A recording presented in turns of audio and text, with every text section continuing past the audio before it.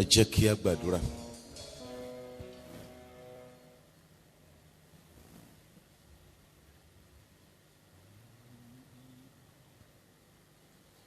Nígbà tí ikú bá dé láti wá mú mi lọ,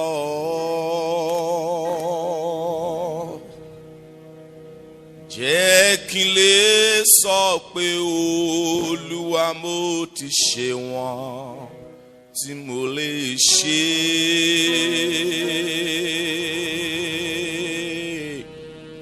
Nígbà tí ikú bá dé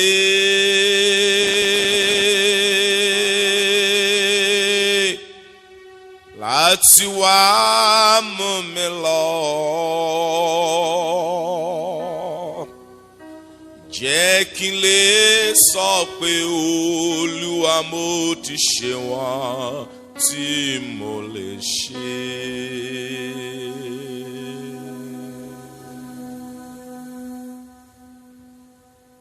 Ọlọ́run wa tó níṣẹ́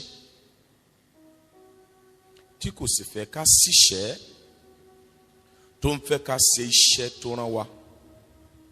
Ojú rẹ la wò, ọwọ́ rẹ la wò. Ẹ̀bẹ̀ wa sì ni wípé ní wákàtí tí a wà yìí, ẹ ó bá wa sọ̀rọ̀, ẹ ó sì ràn wá lọ́wọ́ láti mọ ìfẹ́ rẹ, àwọn ohun tí a ti fi sílẹ̀ láì ṣe, èyí tá a ṣe dójú àmì, àti èyí tí a kò rántí wípé iṣẹ́ wa ni wọ́n ń ṣe.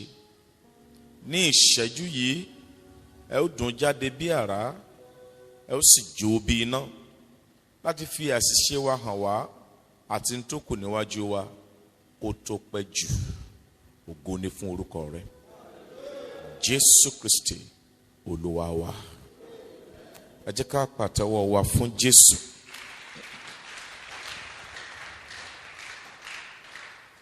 Amen. Mo fẹ́ dúpẹ́ ní ọwọ́ Ọlọ́run fún oore ọ̀fẹ́ tí ẹ̀yin àti èmi rí gbà láti wà níwájú rẹ̀ ní irú àkókò tí a wà yìí. Mo sì gba ẹ̀rí Ọlọ́run yìí jẹ́ wípé ìrírí má lè gbàgbé ni yóò ṣe ọjọ́ òní láyé ẹnìkọ̀ọ̀kan wa. Sẹ́rí ibi tí ìjọ dé dúró lónìí, ọwọ́ àwa ìránṣẹ́ Ọlọ́run nìkan wá sí. Àwọn wàhálà àti èsì tó gbé ìjọ ní ìyàwó lónìí, ẹ̀yin tí mò ń wò yìí àti èmi tí mò ń sọ̀rọ̀ yìí, àwa la fà á.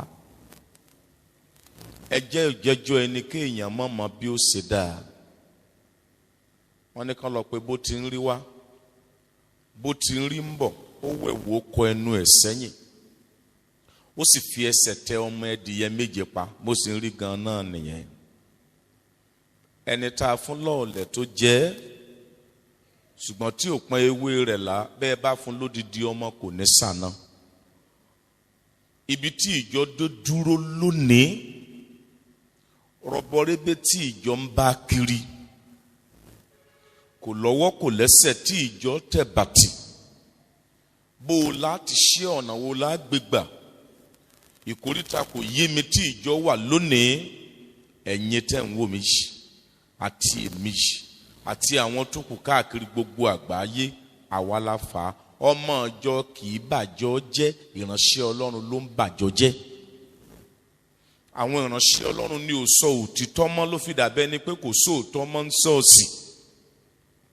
Bẹ́ẹ̀ ìta bá fi hàn ní ènìyàn mọ̀. Yorùbá bọ̀ wọ́n wípé mi ò fẹ́, ó ṣàgbà mo bùn ọ́, ó ṣàgbà mo bùn ọ́. Ibi tí ìjọ dé dúró lónìí, mo ní gbogbo ẹnu àti ìgboyà láti fi bá wa sọ wípé inú Ọlọ́run ò dùn. Ìjọ ló pọ̀ nínú ayé, ẹni mímọ́ ò tó nǹkan. Àwa tá a sì pera wa ní ìránṣẹ́ Ọlọ́run la sọ ìjọ di ìjẹ fún Sátánì. Fúnra ara wa la lé Jésù jáde nínú ṣọ́ọ̀ṣì, a sì pe èṣù wọlé. èṣù wọlé ó jókòó, aròpò máa jókòó sínú ìjọ, orí pẹpẹ ló lọ, ó sì gba ìṣàkóso ní ọwọ́ ọ̀pọ̀lọpọ̀ àwa ìránṣẹ́ Ọlọ́run. Bá a ṣe ń gbọ́ ọ̀rọ̀ yẹ já máa yẹ ara wa wò. Iṣẹ́ tí mò ń ṣe nínú ìjọ, iṣẹ́ tí mò ń ṣe nínú ṣọ́ọ̀ṣì tí mo wà gẹ́gẹ́ bí pásítọ̀, gẹ́gẹ́ bí adarí ìjọ, gẹ́gẹ́ bí ẹni tá a gbà evangelist tàbí òṣìṣẹ́ ní ẹ̀ka kẹ́ka nínú ṣọ́ọ̀ṣì, iṣẹ́ tá a wá ni. Ṣé iṣẹ́ Ọlọ́run ni tàbí iṣẹ́ ara mi? Ta ló rán mi láti ṣe? Ìpìlẹ̀ ta ni mò ń tẹ̀lé, t'Olúwa àbí ti tèmi? Mo dúpẹ́ lọ́wọ́ Ọlọ́run wípé ọdún yìí ló pé ọdún 22 tí mo ti fi ayé mi fún Jésù, 32 years ago.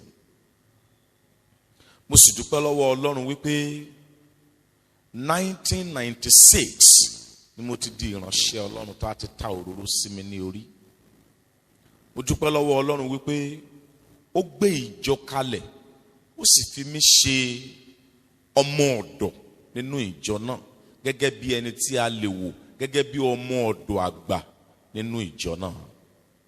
Inú mi sì dùn, ayọ̀ mi sì kún wípé láti ìgbà náà lọ́hùn 2001 tí ṣọ́ọ̀ṣì wa ti bẹ̀rẹ̀ títí di òní olónìí, ìwàásù wa kò yí padà, ìlépa wa kò yí padà, àtẹnumọ́ wa kò yí padà, ìgbé ayé wa kò yí padà.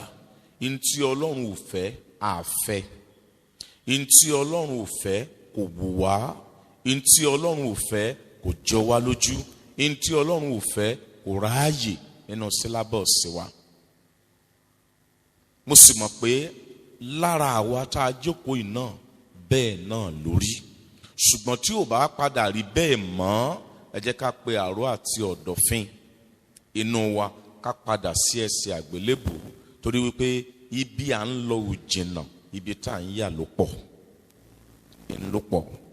À ń sọ̀rọ̀ lórí ayé lẹ́yìn ikú gẹ́gẹ́ bí àkórí wa, ayé lẹ́yìn ikú.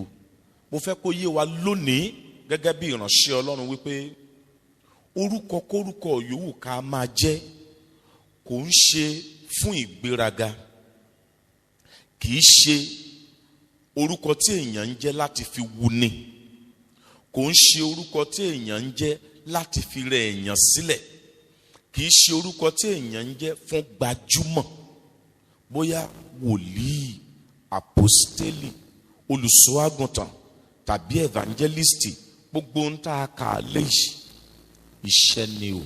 Tá bá pè ènìyàn ní àpọ́stélì, iṣẹ́ rẹ̀ ló ń jẹ́ bẹ́ẹ̀, kì í sóyè. Iṣẹ́ ni ayé lẹ́yìn ikú. Ayé yìí kì í ṣe ilé wa, àwa nájà nínú ayé ni. Bus stop by bus stop sì ni ayé jẹ́. Ní kété tí èmi bá dé bus stop tèmi, màá bọ́lẹ̀. Bí ìwọ náà bá ti dé bus stop tiẹ̀, ó bọ́lẹ̀. Ohun gbogbo tó wà láyé ló lè dúró fún ikú láti ṣe ní tó wù ú. Ikú kì í dúró fún ohunkóhun. Bí ikú bá ti dé, ó dé náà ni. Bí ikú bá dé bá olówó, bísínẹ́sì tó ń ṣe lọ́wọ́ tí ò tí ì parí yóò dúró, yóò mú olówó ọ̀n lọ ni o. Ọjọ́ tí pòfẹ́sọ̀ bá ti kú, sàtífíkẹ́ẹ̀tì rẹ̀ wọ mi. Ọjọ́ tí olówó bá ti kú, kì í ṣe olówó mọ́. Ọjọ́ tí púrùǹtù bá ti kú, kì í ṣe púrùǹtù mọ́. Bí ẹnìkan bá sì kú, bó ti wù kó gbajúmọ̀ tó, bó ti wù kó lówó tó, ilẹ̀ yìí ó jẹ́. Ẹ gbọ́ gbogbo ènìyàn gẹ́gẹ́ bí ìránṣẹ́ Ọlọ́run wípé kò sí ń tá a jẹ́ tí ilẹ̀ ò ní padà jẹ́. Kò sí ní tí ayé fi fún wa tí ayé ò ní padà gbà lọ́wọ́ wa. Àti níyàwó gẹ́gẹ́ bí ọkùnrin, àti bí àwọn ọmọ, àwọn ọmọ wa ti dàgbà jù wá lọ, wọ́n ti fẹ́ parí yunifásitì.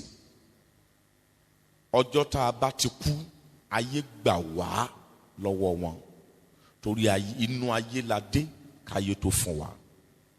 Ayé ń bẹ lẹ́yìn ikú.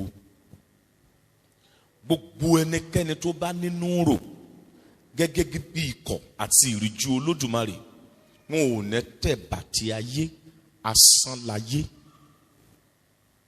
Àfọwọ́bà fi ilẹ̀ ni, òfúùtù fẹ́ẹ̀tẹ̀ sì láyé ọ̀hún. Ẹ já lọ sínú Bíbélì, ẹ já lọ sínú ìwé Ìbẹ̀rẹ̀, Jẹ́nẹ́sísì orí rẹ̀ ìkarùn. Jẹ́nẹ́sísì orí rẹ̀ ìkarùn. Màkà ẹsẹ̀ ìkẹjọ, ẹsẹ̀ ìkẹrìnlá, ẹsẹ̀ ìkẹtàdínlógún, ẹsẹ̀ ogún àti ẹsẹ̀ ìkọkànlélọ́gbọ̀n. Jẹ́nẹ́sísì orí karùn, ẹsẹ̀ ìkẹjọ. Àti gbogbo ọjọ́ Sétì jẹ́ 700 ọdún ó lé 12, ó sì kú. Ẹsẹ̀ ìkẹrìnlá. Gbogbo ọjọ́ Kénáánì sì jẹ́ 700 ọdún ó lé 10, ó sì kú. Ẹsẹ̀ ìkẹtàdínlógún. Gbogbo ọjọ́ Mahalaleli sì jẹ́ 700 ọdún ó dín 5, ó sì kú. Ẹsẹ̀ ogún.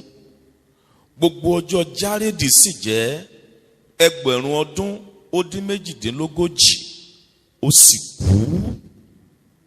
Ẹsẹ̀ 31. Gbogbo ọjọ́ Lámékì sì jẹ́ 1000 ọdún ó dín 17, kí ló ṣe? Ó sì kú.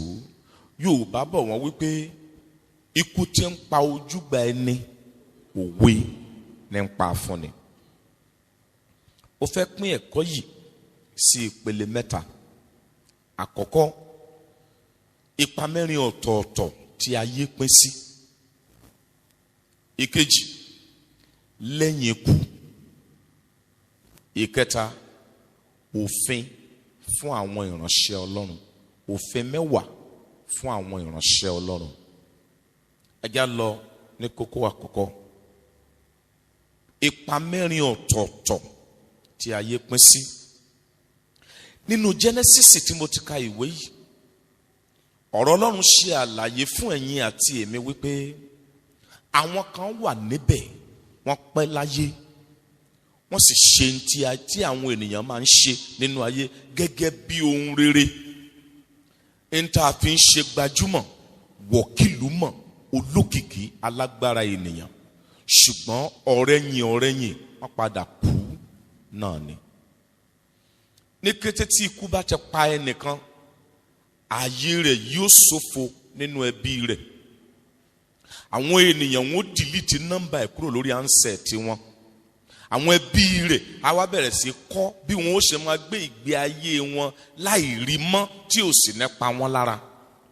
Ìdí rẹ̀ tá a fi gbọ́dọ̀ falẹ̀ mọ́lẹ̀ lórí ọ̀nà yìí ká sì yànnàná ẹ̀ kí ìgbà àti àkókò kó tó kọjá lọ, ká má bàa tán nígbà tá a rò pé a sì ṣẹ́kù. Àwọn ènìyàn wọ̀nyí wọ́n gbé ìgbé ayé wọn bó ṣe wù wọ́n. Wọ́n fẹ́ lo 1000 ọdún. They almost lived for 1000 years, each of them. Unfortunately, none of them was able to live for God. They lived a wasted life. They lived in sin, in reckless abandon. They died like that and straight to hellfire. Akube náà wọ́n sì lọ sí ọ̀run àpáàdì. 1977, mo wà ní church wa níbi tí pastor wa ti ń wàásù lọ́wọ́, ó sì kú sórí pẹpẹ. Ó kú pátápátá sórí pẹpẹ. Kábínire kò sọ pé èèyàn ó kú re o. Bẹ́ẹ̀ ènìyàn tún lè kú re kó má rí ọ̀run rere wọ̀. Ntí àwọn ènìyàn ń sọ lẹ́yìn ikú wa kò nítumọ̀ ní ọ̀run. ìta ṣe ká tó kú ìní ọ̀run ṣe àkọsílẹ̀ rẹ̀. Mo jẹ́ ìránṣẹ́ Ọlọ́run kò kọ orúkọ ẹni sínú ìwé ìyè. Jíjẹ́ ìránṣẹ́ Ọlọ́run iṣẹ́ ni. Sísìn Ọlọ́run ó yàtọ̀ sí pé kéèyàn jẹ́ ìránṣẹ́ Ọlọ́run. Bẹ́ẹ̀ sísìn Ọlọ́run ló jà jù. Àmọ́ ọ̀pọ̀lọpọ̀ ò mọ̀. Òtítọ́ mo gbé wá o láì tàn ẹnì kọ̀ọ̀kan wa. Ọ̀rọ̀ òtítọ́ láyé òde òní ó sì dàbí ká fi ẹyin sí ọwọ́ ọ̀tún, ká fi ẹyin sí ọwọ́ òsì, ká sì fi ẹyin rìn láti ìhín lọ dé ìlú Ìsẹ́yìn. Ẹni tí ò ní yẹn ni ò ní yẹn ni. Bí ọ̀rọ̀ òtítọ́ ṣe rí rè. Mo ṣàkíyèsí wípé bẹ́ẹ̀ bá ń fi ojoojúmọ́ fi yán bọ́ odidi ìlú, wàá sì lọ́ta láàrin wọn. Bí èèyàn sì ń fi ìgbà gbogbo sọ̀kò sáàrin ọjà, wàá sì lọ́rẹ̀ láàrin wọn. Sẹ́mọ́ tá à ń pè ní ènìyàn, ohun tó bá wù ọ́ ló lè yàn. Tá à ń pè ní ènìyàn nìyẹn. O lè yan dáadáa, o sì lè yan tara ẹ̀. Àwọn wọ̀nyí gbé ìgbé ayé wọn, wọ́n sì padà kú. Kò sì sí àkọsílẹ̀ pé àwọn wọ̀nyí rí ọ̀run wọ̀. Ṣùgbọ́n Énókù ní títí ẹ̀ kò kú, ó bá Ọlọ́run rìn, òun kò sì sí torí pé Ọlọ́run gbà á sókè. Énókù ò ní pásítọ̀, Énókù ò ní bíbélì, Jésù ò kú fún Énókù, síbẹ̀ ó rí ọ̀run wọ̀. Kò sí ìgbà àti àkókò nínú ayé tí kò le, tí kò mú ẹ̀ṣẹ̀ àti èsì dání. Kò sí ìgbà àti àkókò kan nínú ayé tó rọrùn fún ènìyàn láti sin Ọlọ́run àfi tó bá já ara rẹ̀ gbà. Ní kété tí ènìyàn bá sì ti di ìránṣẹ́ Ọlọ́run, iná mọ́ ọ kò mọ́ ọ níwọ̀nba. Èṣù ó máa steric asta life wẹ̀. Ẹnikẹ́ni tó bá ti ń gbé microphone ní church tí ò bá múra, ọ̀run àpáàdì ni ó parí ìrìn àjò rẹ̀ sí. Èṣù ó bá ọ̀nà tán bí owó. Ó wàásù kan lórí rédíò Kwara láìpẹ́ mo pè ní rotèsùmọ́. Ìrìn àjò yìí tó o bá rotèsùmọ́ yóò dá ọ lọ́rùn. Máa gbọ́ o, nígbà tí àtúnṣe kò ní bá mọ́. Wo inú Bíbélì dáadáa, ká wo àwọn tó bẹ̀rẹ̀ dáadáa, ká wá wo ìparí wọn. Ìbẹ̀rẹ̀ ìrìn àjò ìgbàgbọ́ a máa wù ni, ṣùgbọ́n òpin rẹ̀ ló dáa jù. Ọ̀pọ̀ a máa bẹ̀rẹ̀ dáadáa tí ó sì ní parí rẹ̀ dáadáa. Ipa mẹ́rin ọ̀tọ̀ọ̀tọ̀ tí ayé pín sí. Ipa àkọ́kọ́, ayé tí a wà nínú rẹ̀ yìí, ayé náà ni. Genesis orí kìíní ẹsẹ̀ ìkíní. Lí àtètè kọ́ṣe kí l'Ọlọ́run ṣe? Ọlọ́run dá ayé àti ọ̀run. Ọlọ́run dá ọ̀run, òun ayé. Ipa àkọ́kọ́ tí ayé pín sí nìyẹn. Ipa kejì, ayé ènìyàn fúnra rẹ̀ tá à ń pè ní destiny, ayé náà ni. Bó o bá ṣe lò ó ni wàá ṣe bá. Jóòbù orí kẹrìnlá, Jóòbù orí kẹrìnlá, já wo ẹsẹ̀ ìkíní àti ìkejì. Ẹ gbọ́ ọ̀rọ̀ Ọlọ́run. Ènìyàn tí a bí nínú obìnrin ọlọ́jọ́ díẹ̀ ni, ó sì kún fún ìpọ́njú. Ó jáde wá bí ìtànná ewéko, a sì ké lulẹ̀, ó sì fò lọ bí òjìji, kò sì dúró pẹ́. Destiny wa ayé náà ni. See, everybody is born naked, but nobody is born empty. Gbogbo ènìyàn la bí ní ìhòhò, àbí àti rí ọmọ tá a bí rí pé láti inú ìyá rẹ̀ wá àti kún àtíkè sójú ẹ̀, àti wọ sọ́ọ̀sì fún, a sì ti wọ aṣọ fún, kí ìyá rẹ̀ má bàa ṣe wàhálà mọ́ tó bá ti bí. Ṣé àádùn gbé? Ara gbogbo ènìyàn la bí ní ìhòhò, ṣùgbọ́n kò sí ẹnìkan tá a bí lófìfo. Everybody is born naked, none is born empty. destiny wa tọ́lọ́run fẹ́ ká lò fún ìgbélékè orúkọ rẹ̀, fún ìtànkálẹ̀ ìhìnrere, fún ìmúgbòòrò àti ìdàgbàsókè ìjọba rẹ̀, tá a bá lò ó a ó jẹ̀bi nígbà tí ayé bá tán. Ipa kẹta tí ayé pín sí òun ni àwọn ìkà ènìyàn.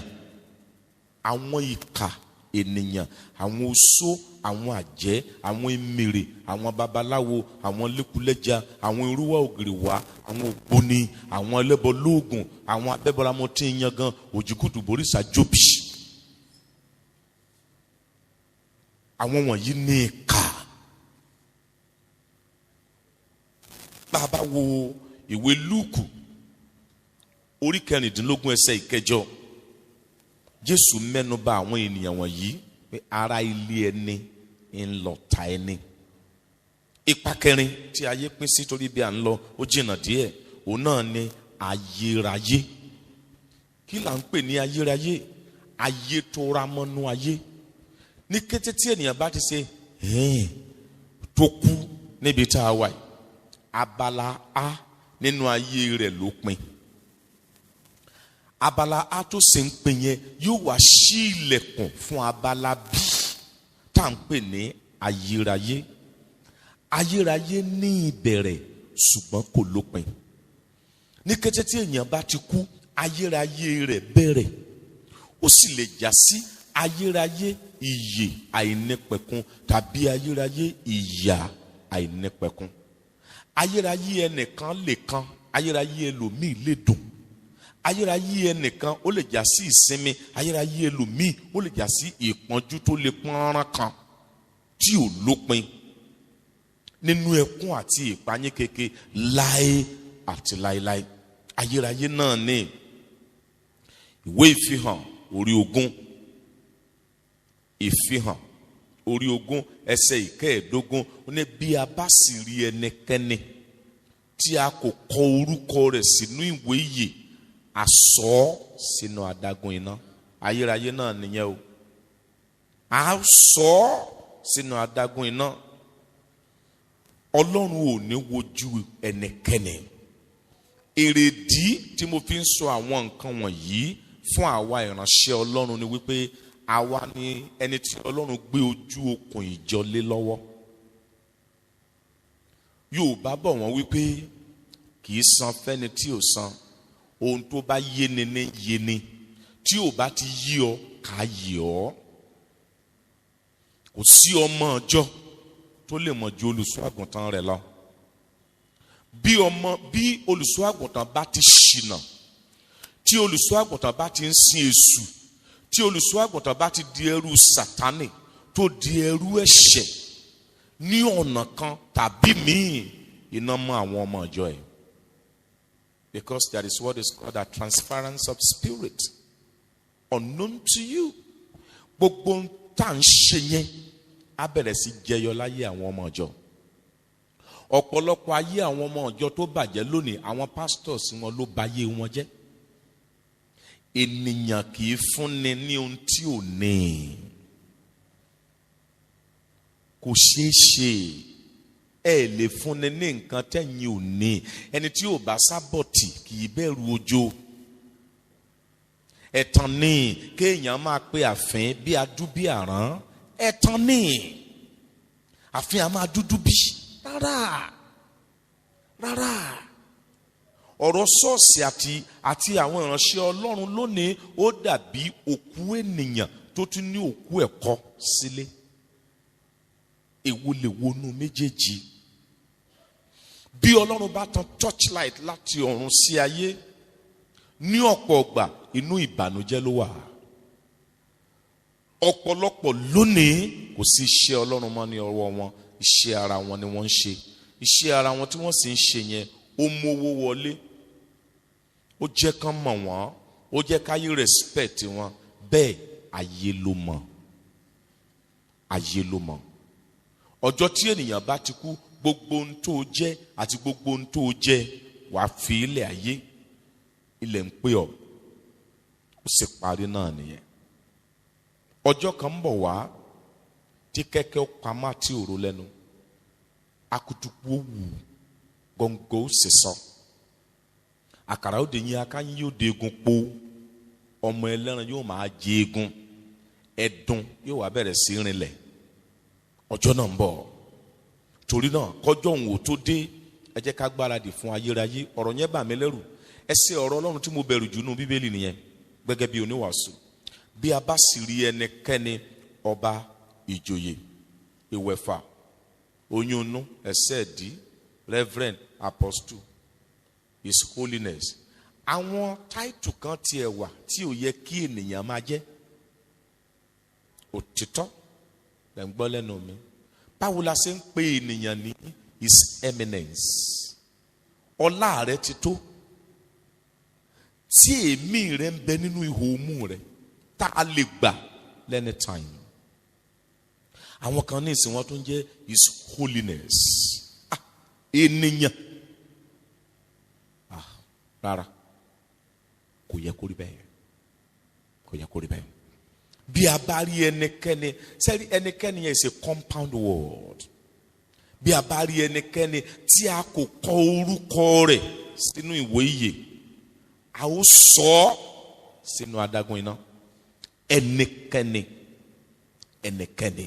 ẹ gbọ́ o mo pẹ́ ní tó gbọ́n ara ọgbọ́n náà ni o ara ọgbọ́n náà ni o ẹ jẹ́ á máa ṣe ìṣirò fún ara wa gẹ́gẹ́ bí àwa ìránṣẹ́ Ọlọ́run níbo ni mo ti ń bọ̀ níbo ni mo dé níbo ni mo ń lọ níbo ni mo bá ìgbàgbọ́ dé ṣé ìgbàgbọ́ ò ti di ìgbàgbé mọ́ mi lọ́wọ́ ṣé mo sì ń sáré eré ìjọba ọ̀run sá kí ló múmú láyà mi ń gbà gbogbo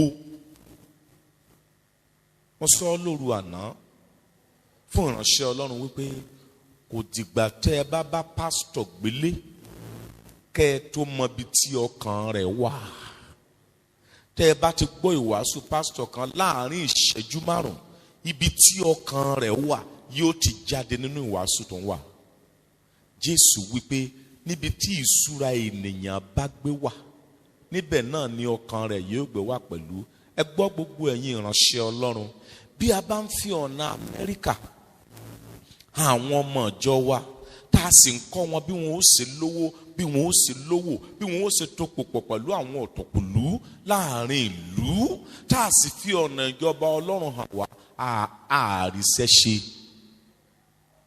bá a bá kàwé ẹ dákun ẹ kúrò lórí pẹpẹ gbọ́n sátífíkèètì rẹ nù kó wáṣẹ́ lọ sí corporate firm iṣẹ́ Olúwa kọ́ ló ń ṣe ẹ gbọ́ o Jésù òkú ká bá a lè lówó lọ́wọ́ kò kú ká lè kọ́lé kò kú ká lè ralẹ̀ àmọ́ nìyẹn tó o bá sì bọ̀ wọ́n ní àmọ́ kìí sara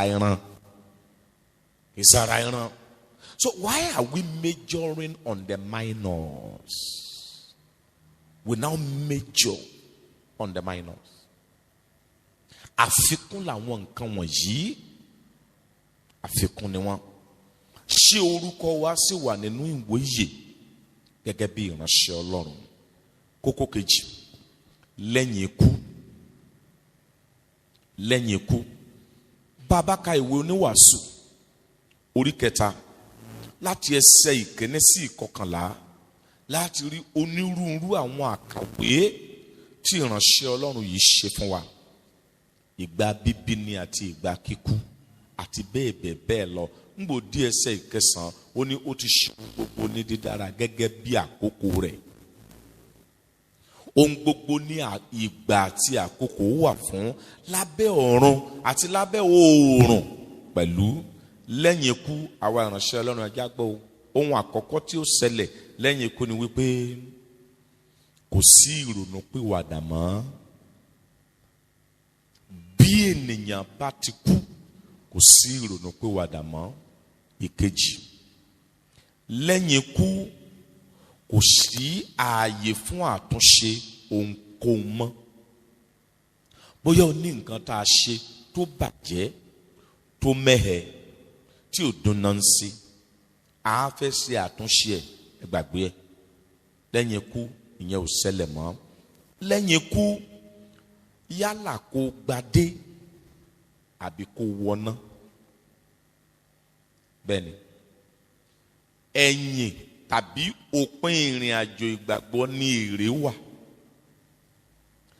Eré ìje tá à ń sá yìí ló le jù nínú gbogbo eré ìje tí ènìyàn lè sá nínú ayé. A sì lè mọ̀ tó bẹ́ẹ̀ tàbí jù bẹ́ẹ̀ lọ bóyá à ń sa bó ti tọ́ àti bó ti yẹ. Ó di ọjọ́ ìṣirò ká tó mọ̀. Ọjọ́ ìṣirò tá a sì ń wí àyà, ẹkún á pàpọ̀ jù ní ọjọ́ náà. Torí ọ̀pọ̀lọpọ̀ tá a lérò pé wọ́n ó wọ ọ̀run sọ́kí ni wọ́n ṣe lọ́run àpáàdì látàrí àwọn ohun ìkọ̀kọ̀ gbogbo. Lẹ́yìn ikú, yálà kó gbadé tàbí kó wọná, lẹ́yìn ikú wà á ṣe ìṣirò ìrìn àjò rẹ láyé.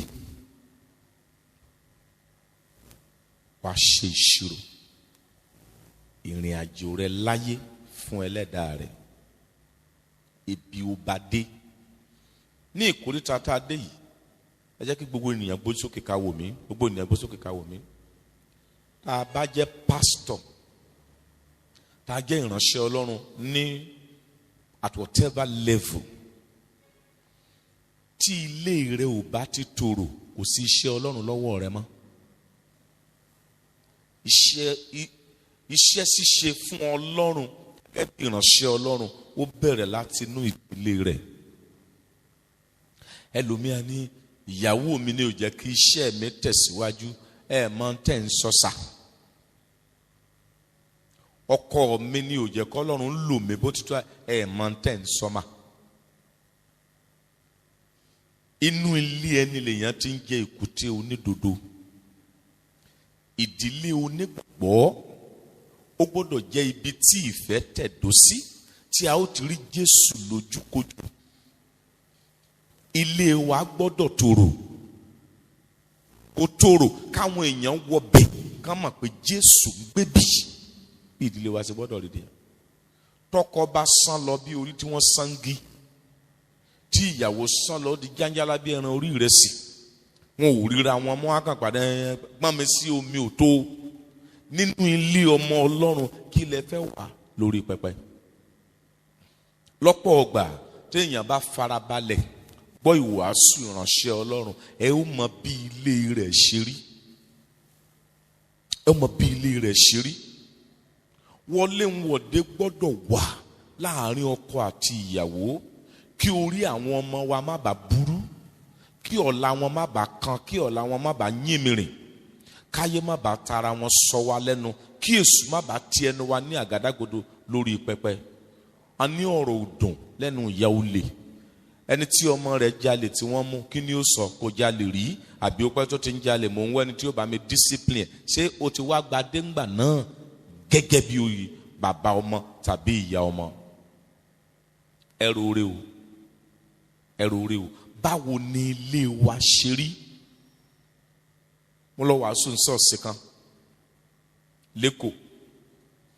Ibẹ̀ ni mo ti ṣe àwárí wípé àti pásítọ̀ ìjọ àti interpreter ó ti lé ní oṣù ta tán ti kí ara wọn gbẹ̀yìn. Wọ́n dẹ̀jọ́ máa ń wàásù papọ̀ ni. Mo lọ wàásù kan ṣọ́ọ̀ṣì kan ní Kogi. Alàgbà méjì wọ́n sì yọ owó ẹ̀ṣẹ̀ sí ara wọn nínú ìsìn. Alàgbà àkọ́kọ́ ní wò mí dáadáa. Wèrè pọ̀nbélé ló dúró yìí. Ìyàwó ẹ̀ jókòó báyìí, àwọn ọmọ ẹ̀ sì ń wo. Ọjọ́ yẹn náà mọ̀ pé wèrè ni bàbá àwọn. Ọjọ́ yẹn náà ló wá yé ìyàwó pé abájọ bí ìbáṣepọ̀kọ mi náà ya wèrè. Àwọn nǹkan tí mo ń ṣe lẹ́ẹ̀kọ̀ọ̀kan kì í bá má ṣe. Ṣùgbọ́n torí pé kò tú sọ, kò jẹ́ kán mọ̀ pé wèrè ni àfi tó tẹnu ẹ̀ jáde ní wo wèrè ló dúró yìí. Alàgbà kejì ní èmi gangan ò gbádùn. Now láàrin alàgbà ìjọ, ìkan ya wèrè, ìkan ò gbádùn. Ẹni ká du àgbà, ẹni ká du àgbà. Àdúrà ò lè gbà. Báwo ni ilé wa ṣe rí? Ẹ gbọ́, báwo lànà ṣe rí? Bóni bá rí bó ṣe rí, bó lọ́la ó ṣe rí. Ibi pẹlẹbẹ la ti mú ọ̀lẹ́jẹ̀. Ọlọ́mọ ògbọ́n òní ò mọ̀ kù, kí ni tètè pani bí ìságọ̀. Yorùbá sọ pé orí burúkú ló mọ́mọdé pẹ́ntẹ́ ẹran jẹ àwọn àgbà ní ọjọ́ ogun lè là níran ọmọ burúkú. Ayé ló bàjẹ́ tí olórí fi nájà oko. Ààfin ló yẹ kó wà. Ààfin ló yẹ kó wà. Lẹ́yìn ikú ni wàá gba èrè ohun tó gbé ilé ayé ṣe. Àti rí àwọn ìránṣẹ́ Ọlọ́run lónìí tán bọnú ẹgbẹ́ ògbóni lọ, tán wọnú ẹgbẹ́ òkùnkùn lọ, tán wá di àkọ́bí èṣù pàtàkì aláìlábùlà sórí pẹpẹ. Wọ́n kàn fi Jésù di gẹrẹwu. Àwọn ìránṣẹ́ Ọlọ́run tó ń lo gbòm, tó ń lo àwòrò fún ògo tá a wá ni. Ṣé iṣẹ́ Olúwa náà nìyẹn? Ẹjọ́ ń bẹ ní ọ̀run, àrògbọ̀n ṣìṣì, àròkàwọ́ lórí. Lẹ́yìn ikú, yálà kó gba ìdáláre tàbí kó wọ gàù, ó dẹ̀yìn ikú. Lẹ́yìn ikú, yálà kó rí ọ̀run rere wọ̀ tàbí kó rí ìbínú Ọlọ́run aláìlábùlà àti mo kọ̀ ọ́ ní ọmọ láé àti láéláé. Ẹ̀yìn ikú ni gbogbo ẹ̀ wà. Bó sókè kó wò mí. Bá a ṣe ń sọ̀rọ̀ lọ́wọ́ yìí, Ọlọ́run nìkan ló lè sọ iye àwọn ìránṣẹ́ Ọlọ́run lọ́kùnrin àti lóbìnrin tó ń fi ayé sílẹ̀ báyìí tí wọn ò sì ní rọrùn wọ̀. Ẹ gbọ́ o, Ọlọ́run ló gbọ́n tán, ènìyàn ló gọ̀ jù. Lọ́pọ̀ ọgbà ohun tó ṣe pàtàkì fún ènìyàn kì í sábà wù ènìyàn. Bí ìnira, bí ìrora, bí ìtàn lè ṣe ló máa ń rí lójú àwọn ènìyàn. Ètò wa ní ṣe pẹ̀lú fúngbà díẹ̀ ní ọ̀pọ̀lọpọ̀ àwọn ènìyàn máa ń fi ọwọ́ dain mú. Ayé yìí kì í ṣe ilé wa o. Gbọ́dọ̀ mọ àwọn nǹkan wọ̀nyí gẹ́gẹ́ bí ìránṣẹ́ Ọlọ́run kí ìwàásù wa tó lè jèrè ọkàn fún ènìyàn. Ẹ máa gbọ́ o, kò sí ẹnìkan tí Ọlọ́run dá sáyé láti wá jìyà. Òwe orí 16 ẹsẹ̀ 7 ó ní bí ọ̀nà ènìyàn bá wu Olúwa, wọn ó mú àwọn ọ̀tá rẹ̀ pàápàá wà lálàáfíà pẹ̀lú ẹ̀. Ṣé ẹ rí ìdí tá a fi ń gba ọ̀pọ̀lọpọ̀ àdúrà tó dàbí ń pé Ọlọ́run ò gbọ́, etí Ọlọ́run ò di, Ọlọ́run ò rìnrìn àjò, kò sẹ́ni tó lè gbàjọba lọ́wọ́ ẹ̀. Ọ̀nà wa ò wú. Ọ̀nà wa ò wú. Bí ọ̀nà ènìyàn bá wu Olúwa, ẹ wá yí padà. Bí ọ̀nà ènìyàn kò bá wá wu Olúwa ńkọ́, báwo ni àwọn ọ̀tá rẹ̀ yóò ṣe jẹ́ fún un? Wọ́n wà ní ogun pẹ̀lú ẹ̀ ní. Tẹ́ ẹ bá wo àdúrà àwọn àpọ́stélì Jésù Olúwa, ní orí ibi tí wọ́n ti gbóhùn àdúrà sókè, Olúwa fún wa lówó, àbọ̀wànú Bíbélì. Ṣé wọn lówó? Àpọ́stélì àgbà Ayọ̀délé Babalọ́lá kò wàásù nípa owó, bẹ́ẹ̀ kò tálákà. Bàbá yẹn ò kọ́lé, bẹ́ẹ̀ kò sùnta.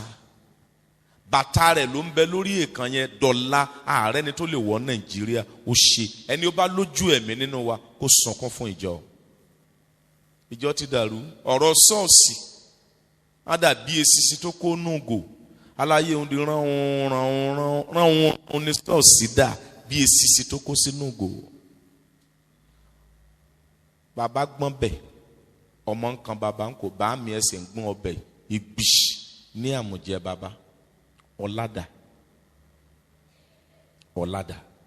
tí mo bá jẹ́ Ọlọ́run fún yín, ọlá mi àdá. Ntí Ọlọ́run sì ń béèrè lọ́wọ́ ẹ̀yin àti èmi náà nìyẹn.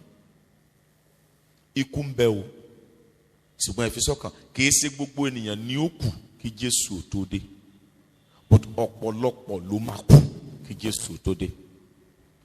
Bá a bá sì ti parí iṣẹ́ wa, à ń lọ náà nìyẹn o. Ibi tí ẹ̀rù ti ń ba èmi ni wípé mi ò mọjọ́ tí màá kú, mi ò mọrú ikú tí ó pa mí, mi ò mọ ibi tí màá kú sí. Bí mi ò bá mọ mẹ́tẹ̀ẹ̀ta yìí, ìkẹrin ó yẹ kí n lè mọ bẹ̀ níbo ni mo ti fẹ́ lo ayérayé mi. Mo gbọ́dọ̀ mọ bẹ̀. Ìyà méjì kì í jòkú tí ò bá lásọ, kò gbọ́dọ̀ mọ̀ nílẹ̀ pa. Kò sí kú tí ó pàgbà tẹ́ ẹ̀nẹ́ bá polówó orí ẹ̀ ń bẹ̀. Kò sí. Àwọn àpọ́stélì Olúwa wọn á gba àdúrà tí ò nítumọ̀. ọ̀pọ̀lọpọ̀ gbà àdúrà wọn ló ẹ̀ṣẹ̀, lórí mímọ̀ Ọlọ́run, lórí sísìn Ọlọ́run sí ọ̀nà wọn wu Ọlọ́run. Àwọn ènìyàn kò sẹ́ni, ẹ̀ka Bíbélì dáadáa o, kò sẹ́ni tó sọ fún wọn ká lọ ta gbogbo nǹkan tó ní ká máa kó bọ̀. Ẹ̀mí Ọlọ́run ló ń ṣe iṣẹ́ yẹn. Kò sí ẹnìkan láàrin wọn tó sọ pé èmi ni mo lè léyìí. Nígbà ẹni tí ò jiná tààrà láàrin wọn dé, kí ló ṣe? Àtòun àtìyàwó ẹ̀ ọjọ́ kan ṣoṣo náà kú. Kò wá ságbára mọ́. Àwọn ológbò ni wọ́n wọnú ṣọ́ọ̀ṣì, wọ́n ṣe ní tó wù wọ́n. Gọ́fíńmẹ̀ntì náà ń wà tọ́ sí ṣọ́ọ̀ṣì lára. Ayé àtijọ́ kò rí bẹ́ẹ̀, kò rí bẹ́ẹ̀. Tó bá jẹ́ pé Archbishop Benson Idahosa wà ní Nàìjíríà di sin, Buhari ò lè máa ṣe ní tó ń ṣe yìí. Ẹnu mi lẹ́tí gbọ́, ẹnu mi lẹ́tí gbọ́. Ìránṣẹ́ Ọlọ́run mélòó ló wà Nàìjíríà lónìí tí ó sọ pé Ọlọ́run ìwòyí ọ̀la, pé tó bá di ìwòyí ọ̀la nǹkan báyìí ni yóò ṣẹlẹ̀ ní Aso Rock? Ẹ tọ́ka sí. Ìránṣẹ́ Ọlọ́run yẹn dà. Ó gbọ́ ọ̀pọ̀lọpọ̀ ìránṣẹ́ Ọlọ́run wá di evangelist pé bẹ́ẹ̀ mi tilẹ̀ sọnù. Ẹ̀yin ò sì mọ̀ pé àwọn aláṣẹ kan wà, àfi tí Ọlọ́run bá dá àmì sí wọn lójú, wọn kì í ronú pìwàdà. Àfi tí Ọlọ́run bá fi àjùlọ hàn wọ́n, wọn ò ní bẹ̀rù Ọlọ́run. Ó bẹ̀rù Ọlọ́run. Bẹ̀rù Ọlọ́run dà, báwo aláfà? Agbàdúà, àdúrà ò gbà.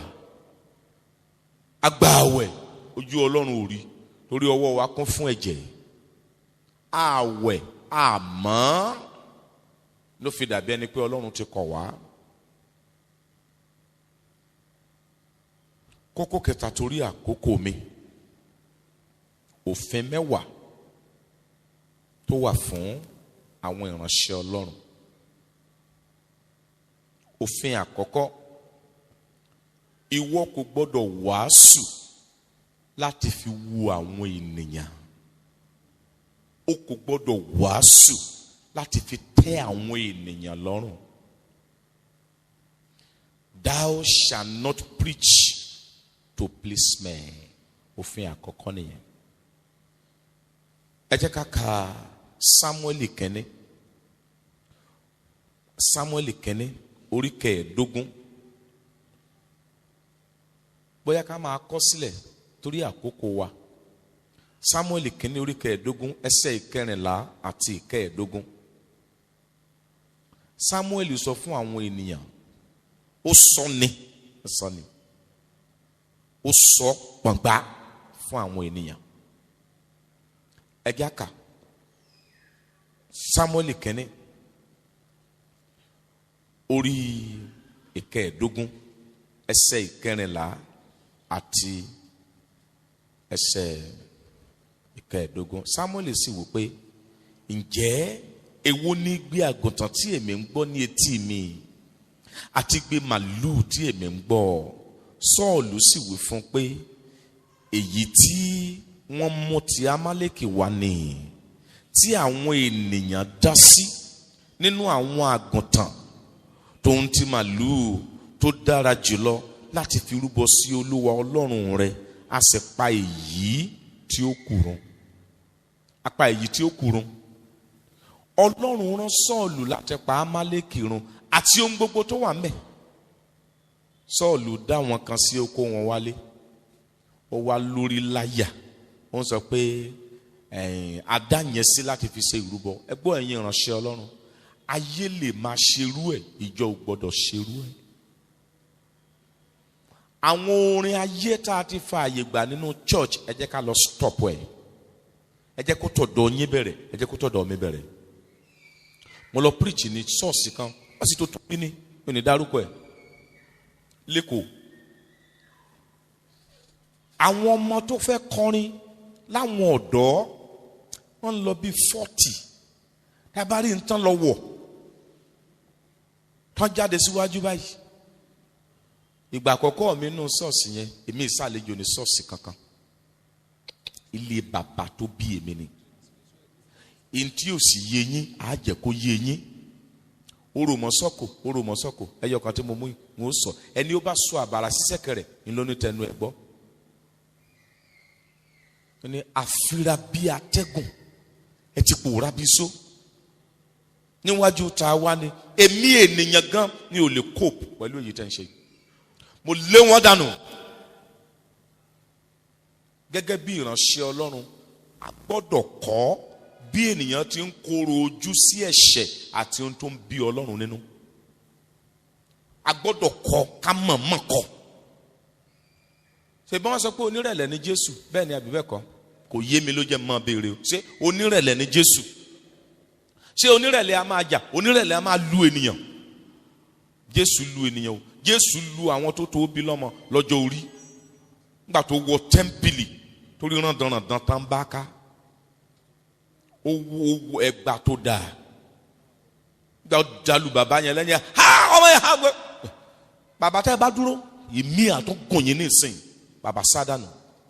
Àwọn tábìlì tán fi ń change owó kí ni bàbá ṣe? Ó dànù.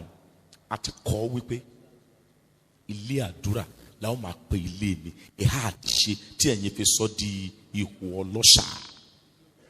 Jesus dàrí o. Ẹni tó bá lè fún wa ní 1 million kó máa jáde ẹ̀yin ọlọ́ṣà kí lè fẹ́ fi ṣe? Kí lè fi 1 million yẹn ṣe? Mo béèrè ní o kí lè fẹ́ fi ṣe?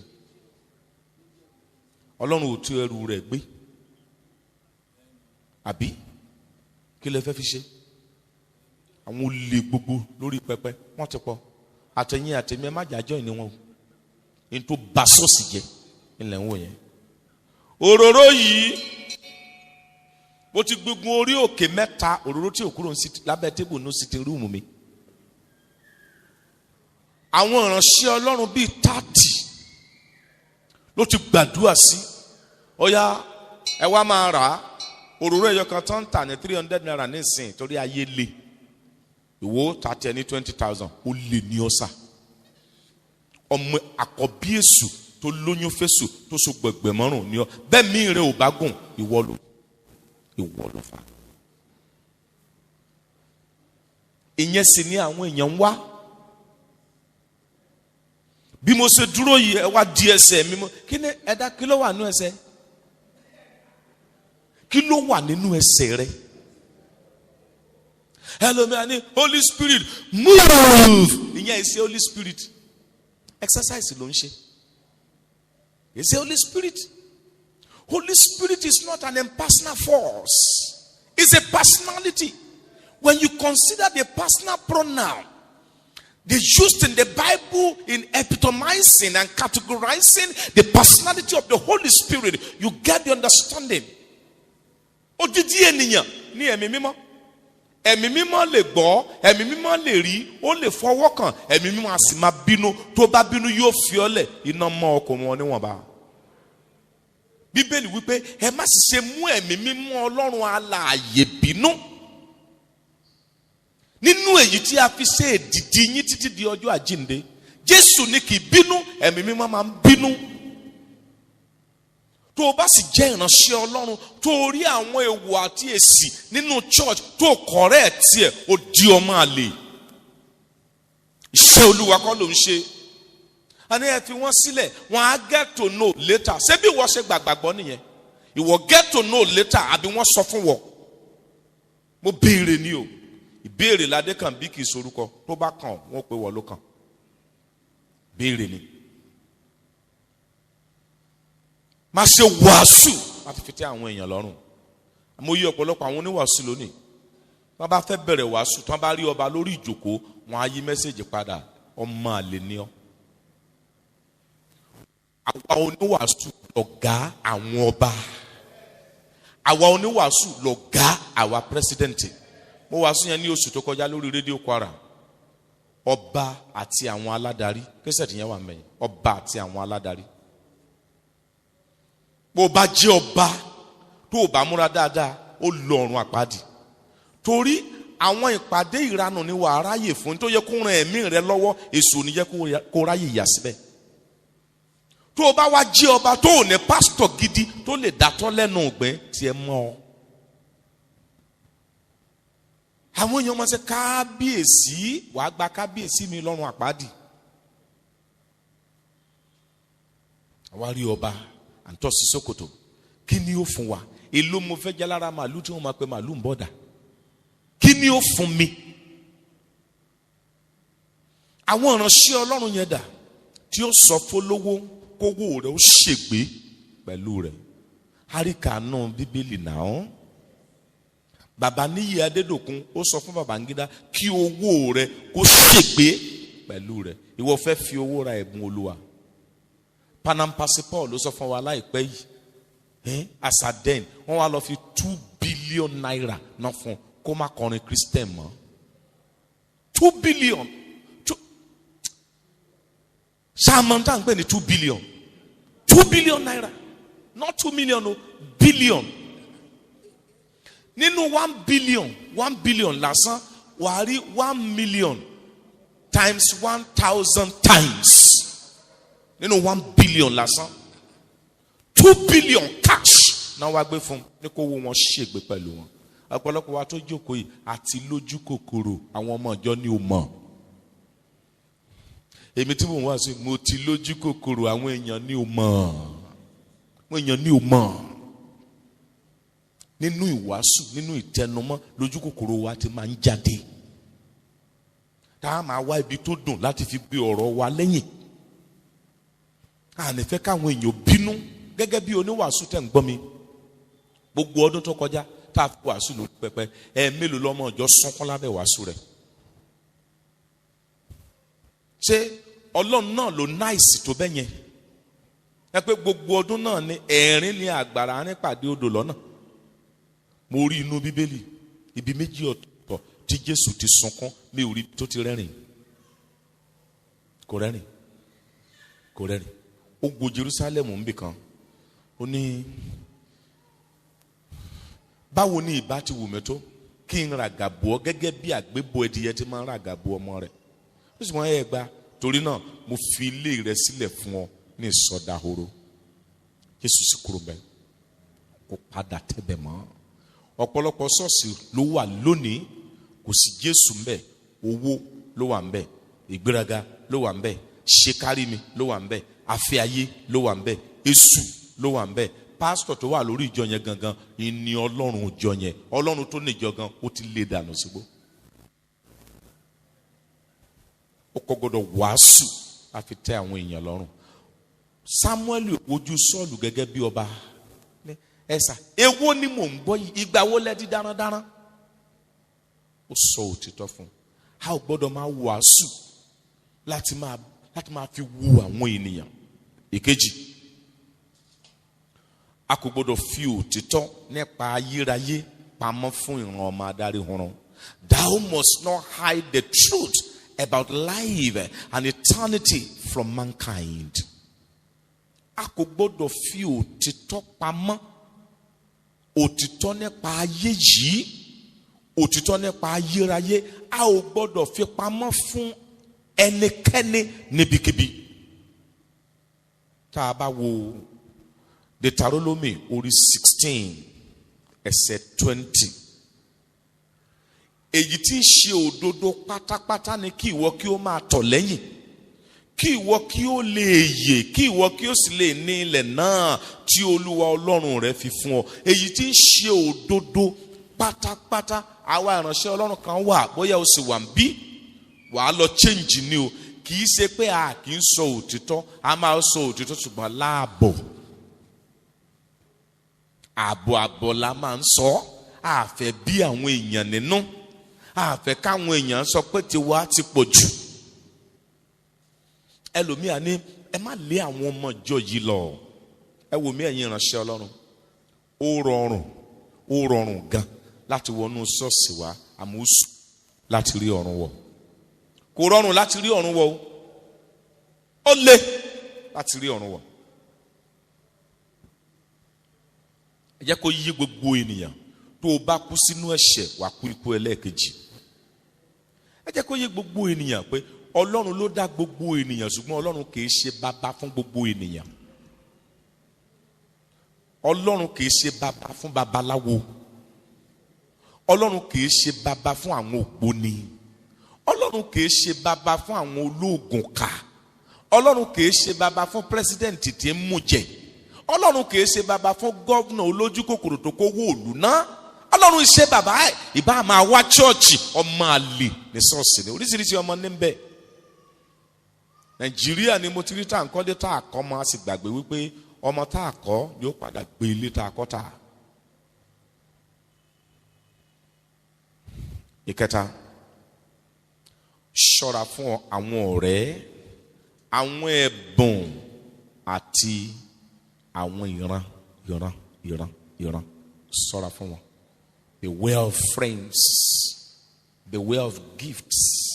Beware of revelations. Bẹ́ẹ̀ bá múra gẹ́gẹ́ bí ìránṣẹ́ Ọlọ́run, ọ̀rẹ́ a máa bà tèèyàn jẹ́. Torí àjẹgbodò máa ń wà ní ẹkúnra ni. Dàbí mo ti dà ló sì pọ̀ lóde òní. Wọ́n pọ̀ lóde òní. Wọ́n pọ̀ lóde òní. Ẹ̀bùn ó máa ń fọ́ni lójú. Pé máa yẹn fún mi lówó, ó fún mi láṣọ, ó ra mọ́tò fún mi. Ìyẹn ò ní mọ́ láṣẹ tó bá kọjá ayé ẹ̀. Màá láṣẹ gan. Má gbé mọ́tò ẹ lọ. Má gbé. Ìránṣẹ́ Ọlọ́run kìí ṣe alágbe.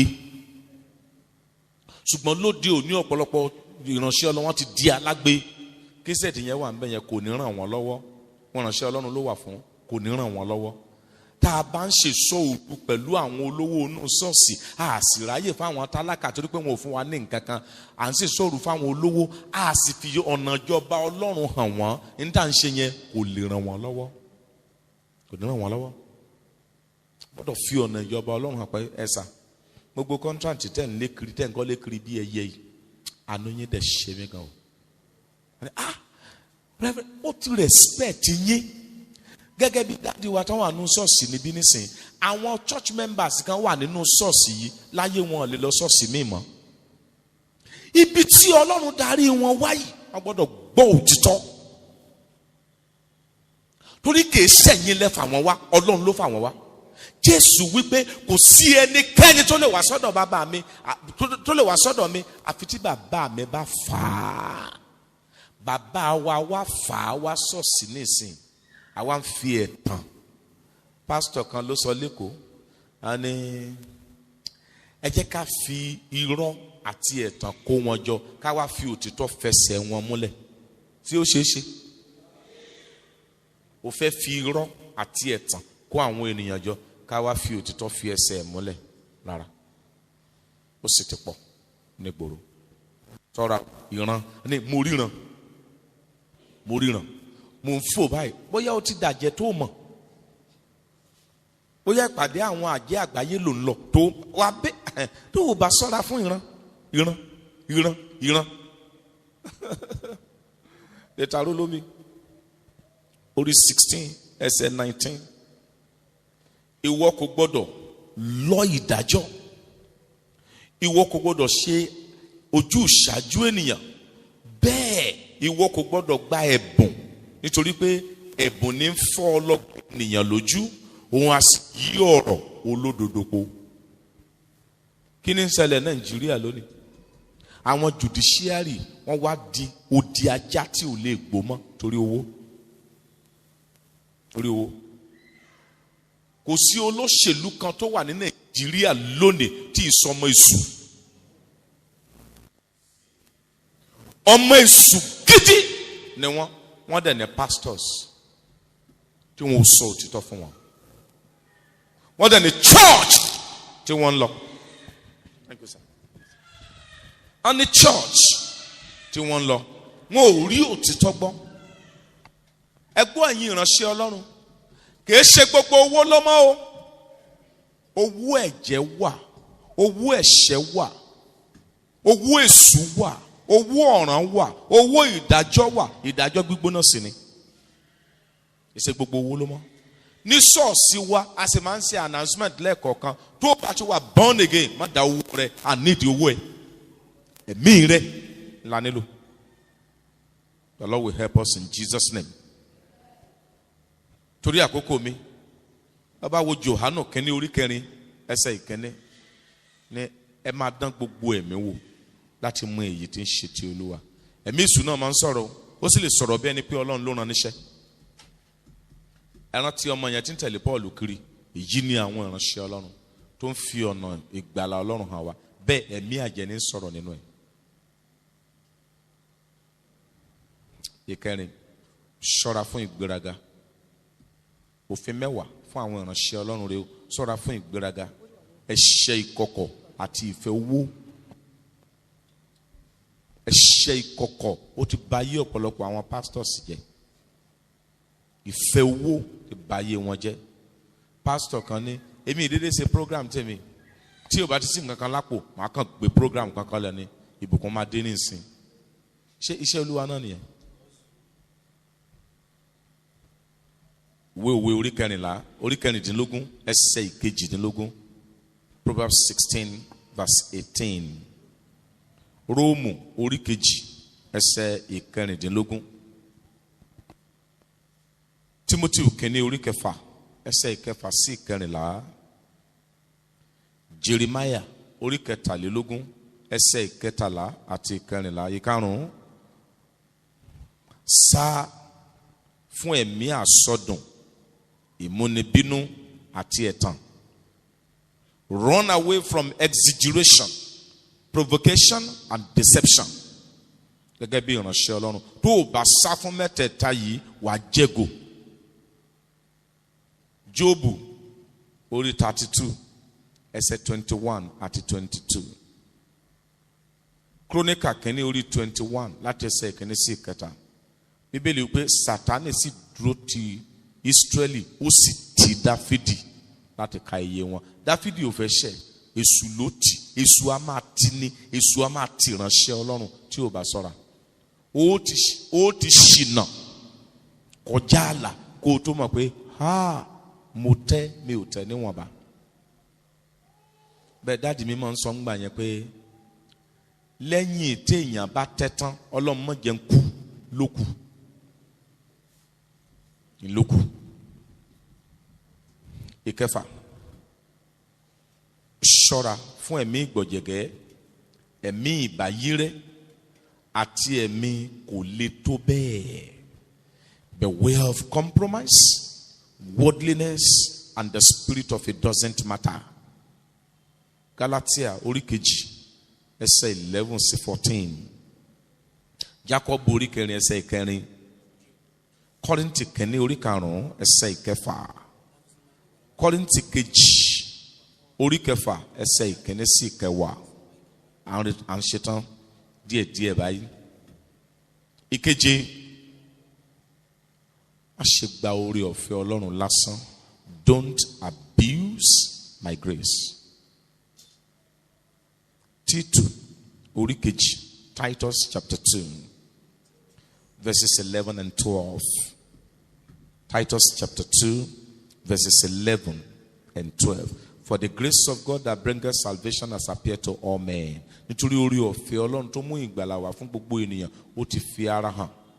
Téèyàn bá rí oore ọ̀fẹ́ gbà, oore ọ̀fẹ́ yẹn ní máa ń kọ́ ọ̀yàn láti ṣẹ́ àìwà bí Ọlọ́run, láti dúró ní òdodo ní mímọ́ ìwà. Iṣẹ́ tí oore ọ̀fẹ́ máa ń ṣe nìyẹn ní oore ọ̀fẹ́ cover ẹ̀. Ìwọ kú sílé ẹmu, oore ọ̀fẹ́ cover ẹ̀. Ìwọ kú sílé àlè, oore ọ̀fẹ́ yóò lé ọ lọ́run àpáàdì. Ṣé bí àkókò oore ọ̀fẹ́ la wà? Ṣé rí ntí Ọlọ́run ń béèrè lọ́wọ́ wa ní àkókò oore ọ̀fẹ́ yìí ó pọ̀ ju ìgbà tí ó sì oore ọ̀fẹ́ lọ. Òtítọ́. Téèyàn bá rí oore ọ̀fẹ́ gbà, proof ẹ̀ òun ni wípé wàá sá fún ẹ̀ṣẹ̀. Ó máa ń ràn yàn lọ́wọ́ láti sá fún ẹ̀ṣẹ̀ àti láti borí ẹ̀ṣẹ̀ becomes simplified torí pé oore ọ̀fẹ́ ti dé. Paul wípé ǹjẹ́ a lè tẹ̀síwájú ní ẹ̀ṣẹ̀ ká sọ pé kí oore ọ̀fẹ́ máa pọ̀ sí. Ní grace has covered it. Pastor kan lẹ́kọ̀ọ́ ṣọ́ọ̀ṣì ẹ̀ tóbi tó jẹ́ pé in fact ó fẹ́ mọ́ síbi tí ó sì ṣọ́ọ̀ṣì ẹ̀. Bẹ́ẹ̀ni ó ní tó o bá ṣubú sínú ẹ̀ṣẹ̀ àgbèrè o ní ìdí àti sunkún. Kí ló ń sunkún fún?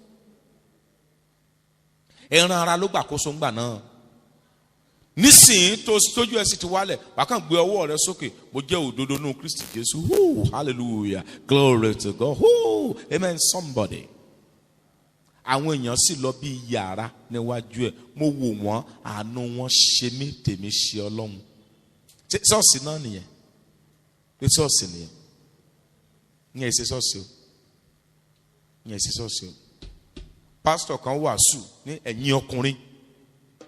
A ti máa ń sọ ìfẹ́ gbọ́. Béèyàn bá ń jẹ oúnjẹ kan every time a máa súyàn. Ìyàwó ní tọ́ka nínú ọwọ́ tí yẹn o. A máa súyàn. Ṣùgbọ́n kéèyàn máa bẹ́kiri kò dáa. Bó bá jẹ́ mẹ́ta ló fẹ́ ní gẹ́gẹ́ bí àlè lẹ́gbẹ̀ẹ́ ìyàwó ẹ̀, wà jẹ́ kí ìyàwó ẹ̀ mọ̀ òun bá ṣẹ́ lọ nìyẹn. Hallelujah. Wọ́n dán. Ṣé ẹ mọ̀ pé àṣejù ni kéèyàn máa sùn lórí kẹ̀kẹ́? Ogun kẹ̀kẹ́ ó wá sùn. Ó ti dá. Torí àkókò mi. Wọ́n gba orí ọ̀fẹ́ Ọlọ́run lásán. Ìkẹjọ. Get ready for severe persecution. Gbáradì fún inúnibíni tó nítumọ̀.